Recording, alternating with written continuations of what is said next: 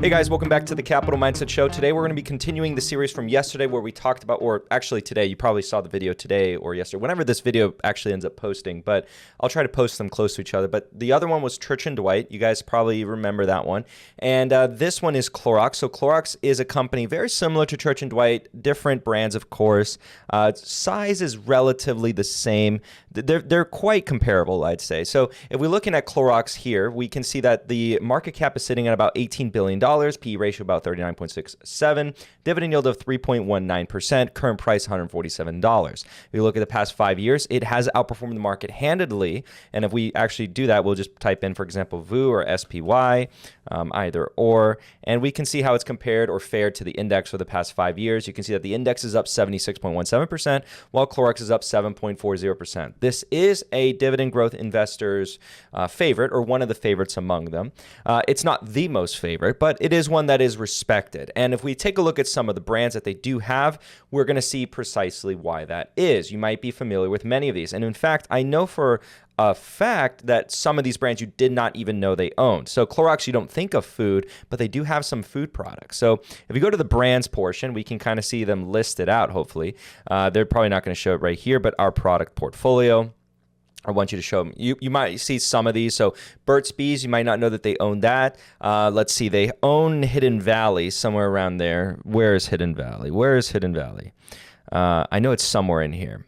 But they own Ranch, okay? So you probably didn't know that they have it. For some reason, my eyes can't. Oh, there it is, Hidden Valley. It's in alphabetical order. Don't know why I couldn't find it. But anyways, you can see that there. And aside from the other stuff, you can pause here to see all the other types of brands that they do have. If we go to the PowerPoint presentation, this is the sales pitch of the company, and we're going to focus a little bit on this. This is, of course, back in February. We're going to look at current financial statements as well, so don't worry about that. We're going to see why the company wants us to invest in them. So they say, well positioned to enhance profitability, to create long-term shareholder value. Okay, well, everyone says that. Now, let's see the categories that they break down. They have health and wellness at 41%, household at 27%, lifestyle, and then international brands, they're just segueing it away to about 16%. If you remember from the Church & Dwight, they have about 18% in the international segment. So if we go over the economic profit, we see leading brands. Okay, so a lot of these companies are going to be focusing on the brand strength. They're going to say to you, hey, we have a lot of these brands. This is why you should invest in us. What does branding do? Well, branding acts as a form of moat. This gives a little bit of resonance with the consumer, gives them the ability to raise prices, and the consumer will continue to pay those higher prices because they have that trust with the brand. So world-class capabilities drive operational excellence. All that, that's kind of buzzwordy there, but we get the picture of what they're trying to tell us. And then they say, okay, well, here are the brands in the portfolio. So you see, again, they just keep highlighting the brands, guys. So over 80% of the portfolio is number 1 or number 2 in-store brands. Okay, so that's important because that tells us, okay, well, if this company has all these brands, where do these brands kind of put themselves in comparison to other companies? Say 9 out of 10 U.S. homes have our products. So they're basically saying we're everywhere. Our reach is robust. 75% of our portfolio has superior consumer value. So I don't know exactly what that means, but okay. And then the majority of their business is in growing market share. So they're gaining share on other brands within their categories. And then so we see, I don't really care too much about the last part, but 20% 2-year stock growth or stack growth.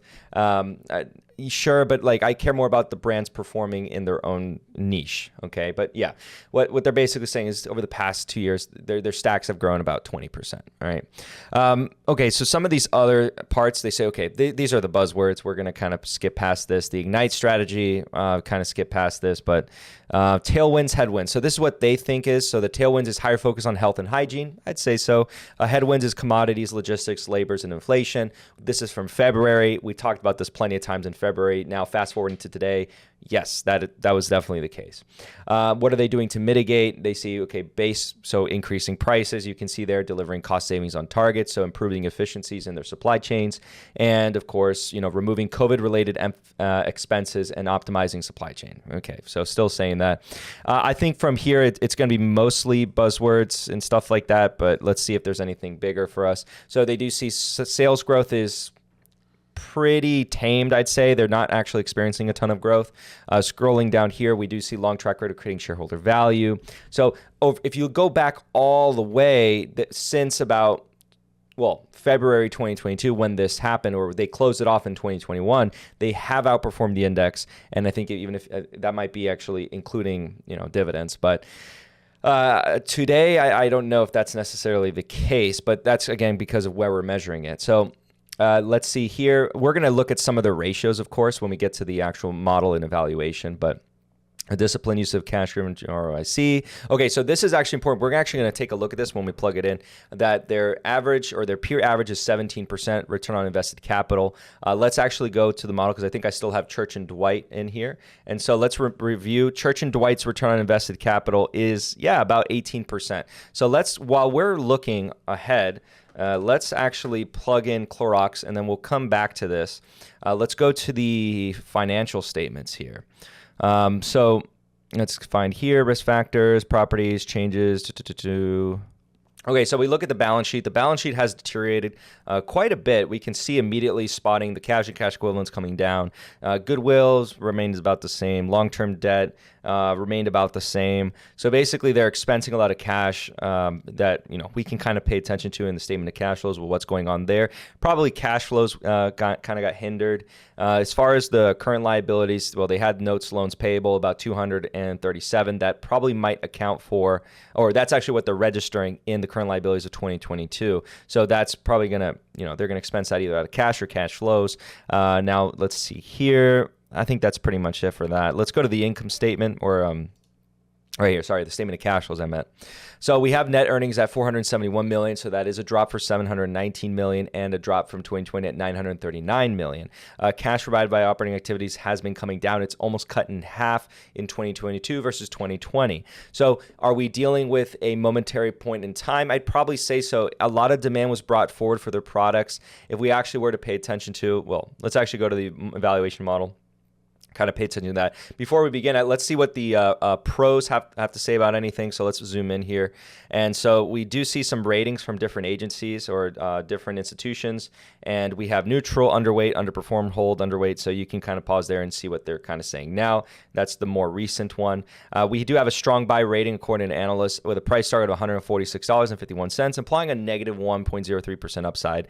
We do see that return on invested capital at that strong rate they were saying at 26.87%. And return on equity at 63.37%. We do see it does not measure any bankruptcy risk right now, and a PEG is sitting at negative 1.18 because they are experiencing a decline in growth. We do see that estimates for sales are coming down, and we do see that cash flows are also estimating to still continue to trend down, but not as stark as 2021 or 2020 was in comparison. Shares outstanding, we do see that it has been trending downward very slowly, so they haven't been doing aggressive buybacks, and that's fine. If we look at this compared to Church & Dwight, we remember that these are Church & Dwight's numbers. I'm basically keeping them the same for the argument here, and we do see that we basically don't get a margin of safety at current prices. You might assume that they're going to have some sort of recovery in the cash flows, but they're basically on trend. Well, they're just below trend line, but trend line is a bit influenced by this massive bump here. So they're more or less in line with where they were before, a bit higher than pre-pandemic. So just keep that in mind. And then taking a look at some of these other metrics, if we go to the ratios, we have the trailing 12 months here. So we do see that things are pretty much normal right now. Total debt ratio. I'm trying to scroll through this to see if there's anything crazy that sticks out to me. But not really. If we look at the DuPont analysis, I mean, well, return on equity is getting better, but yeah. So nothing crazy. Now, what is scary is that was, remember, that 2022 number was what they were telling us before. We do see that more recently. We take the trailing 12 months. It is coming down at 17.15%. So they were bragging about that, but now it's coming down a little bit more tame there. And we do see that earnings quality is remaining about the same, still high. Free cash flow margins are coming down. So this company is definitely one that we're going to experience a more tamed level of growth before we see any sort of recovery. I do think that it is temporary, okay? And so from what I've seen, what analysts are kind of projecting with this company in terms of growth rates, they are basically expecting that the following year is going to be pretty much flat, and then this year is going to be down, okay? So next year, about between 0 and I see high estimates of like 5-ish%.